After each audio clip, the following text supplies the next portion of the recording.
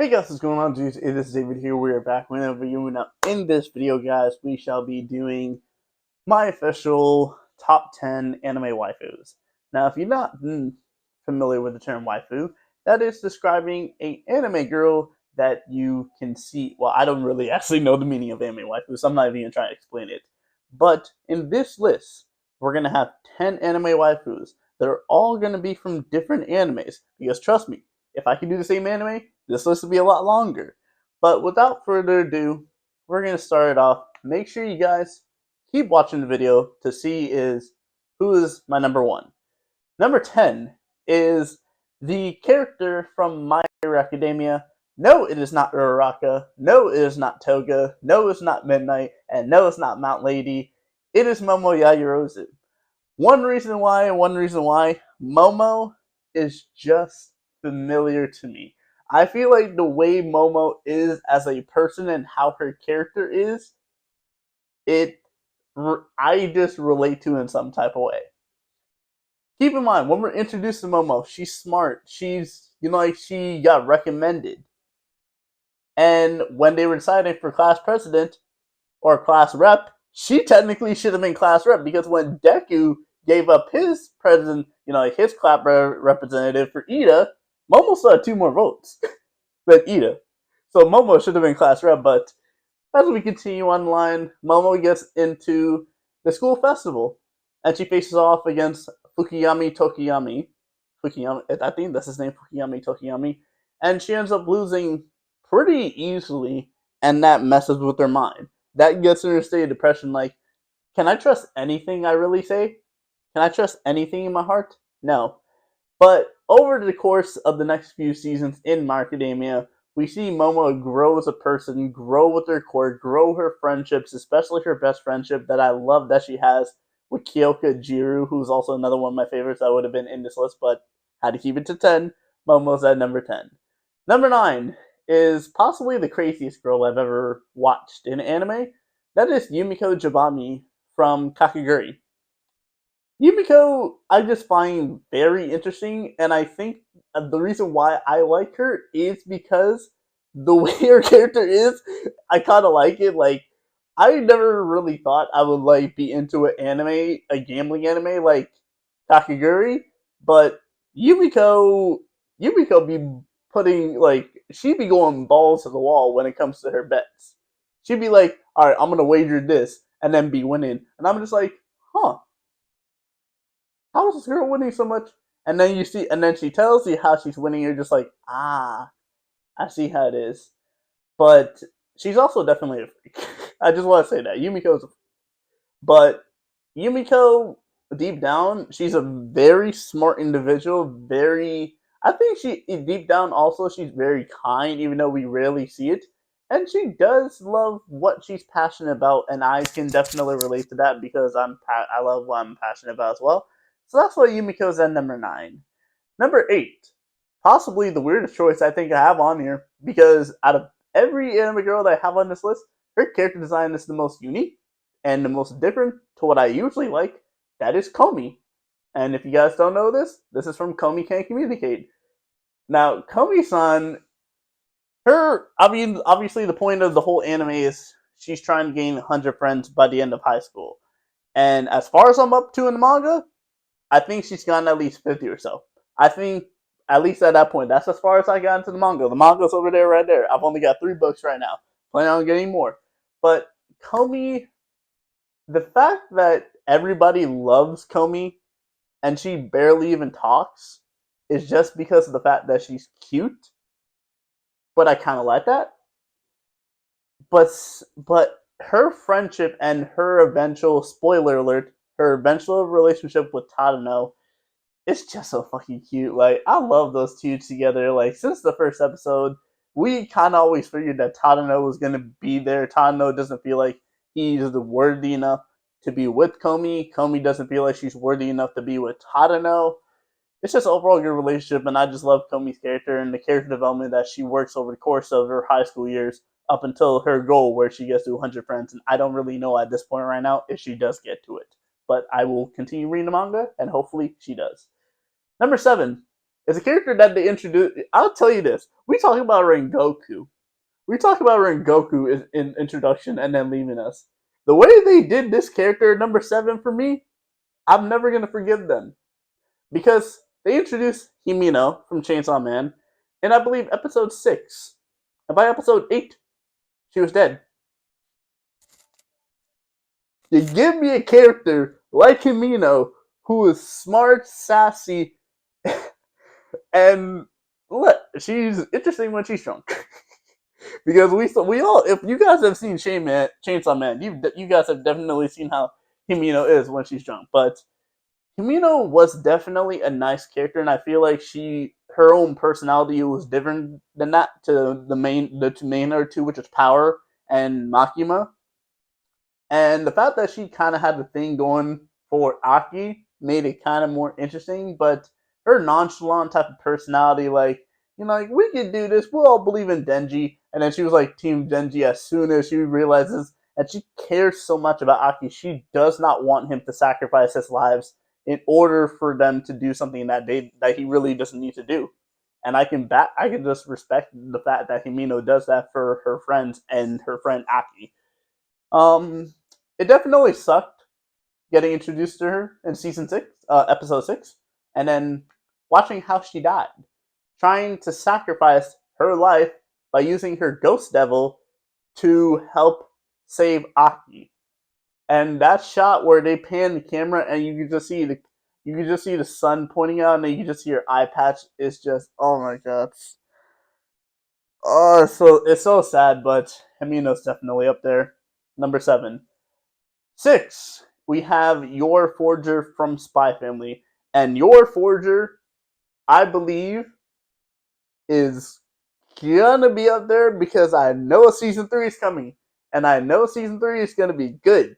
Because season 2, the main point of the focus was Yor. And we saw how good season 2 was when the main focus was on Yor. And then towards the kind of end, they kind of turned the focus back onto the family.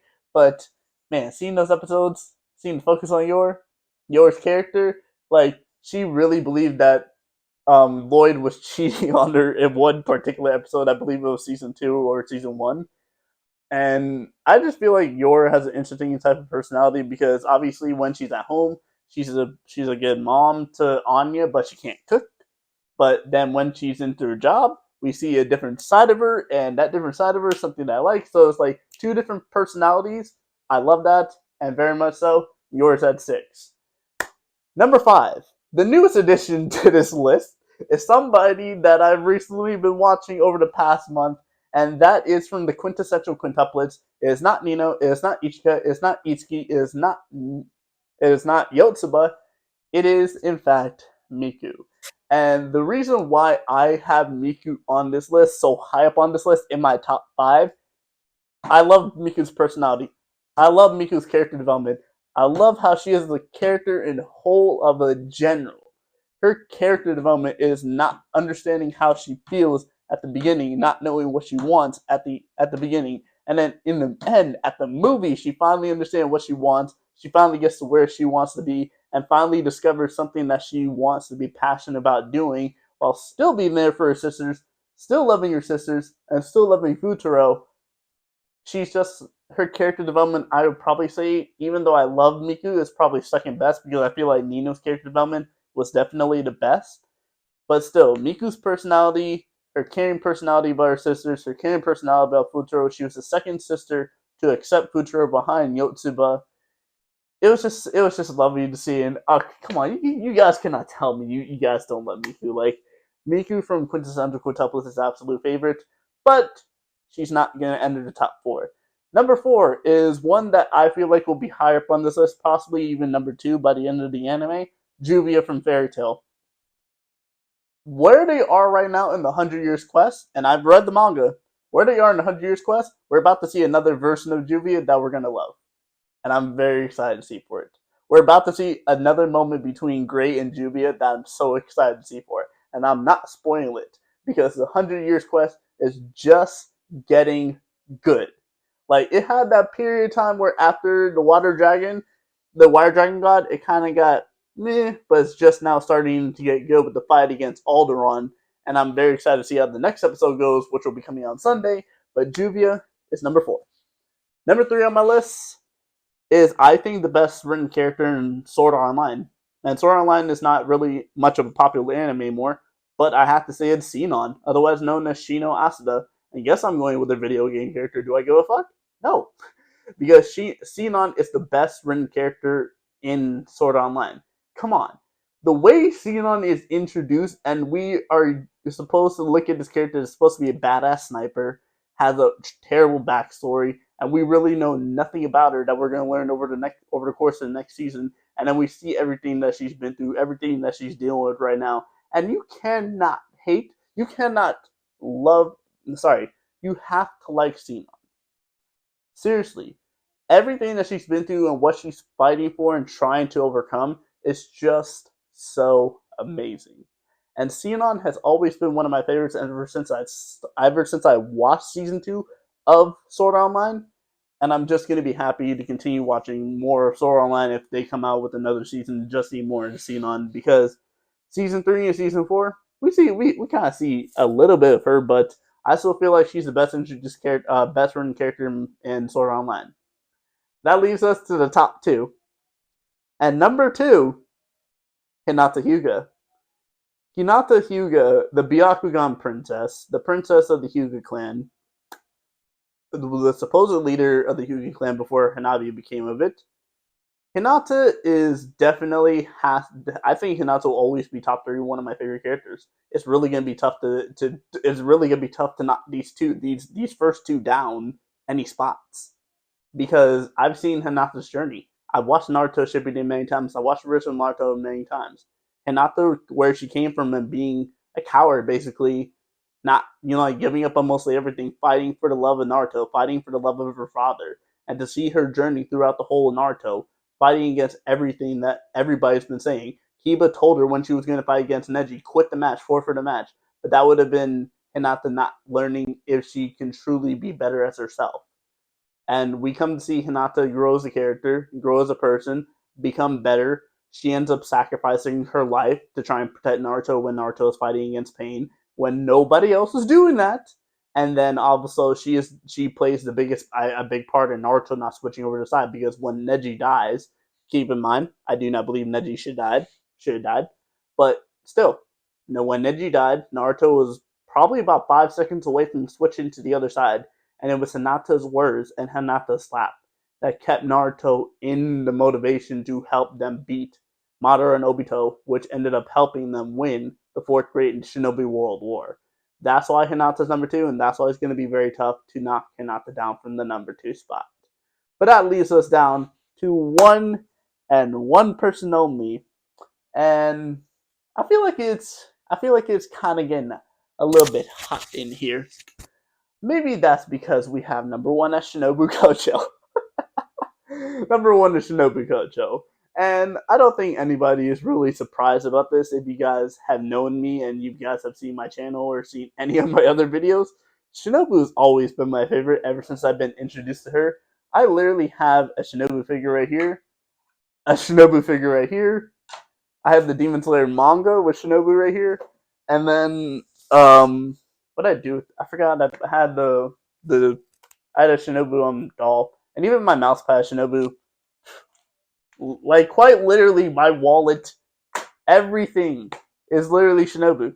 And I'm not afraid to say that. Shinobu is my favorite anime waifu, and that's just personally, and I'm going to explain this to you guys, no character, no bullshit.